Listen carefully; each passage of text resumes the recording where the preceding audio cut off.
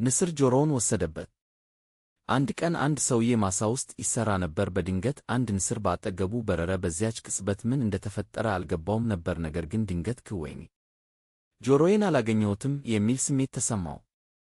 ጆሮውን በእጁ ዳሰሰ። በመጠኑም ደንግጦ ንስሩ ጆሮዬን ወሰደው፣ ንስሩ ጆሮዬን ወሰደው እያለ ጮኸ።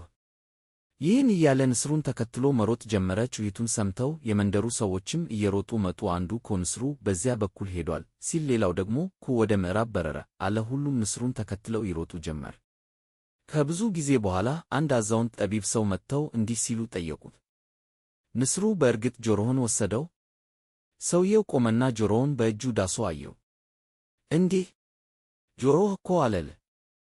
ከዚያም ሁሉም ሳቁ። ሽማግሌውም እንዲህ አሉ፣ ነገሮችን ሳታዩና ሳትሰሙ በከንቱ ወሬን ከማመንና ከመባባጥ በፊት መጀመሪያ የራሳችሁን ጆሮ ዳሱ፣ ከዚያ በኋላ ሌላ ነገር እመኑ። ከዚህ ታሪክ የምንማረው ትምህርት ይህ ነው። ማንኛውንም ነገር በውል ሳያጤኑና ሳያረጋግጡ ወሬን ወይንም የተነገሩ ነገሮችን አትመኑ። በመጀመሪያ የራስን ሁኔታ በደንብ መገንዘብና ማረጋገጥ ያስፈልጋል። ሰላም ሁኑ።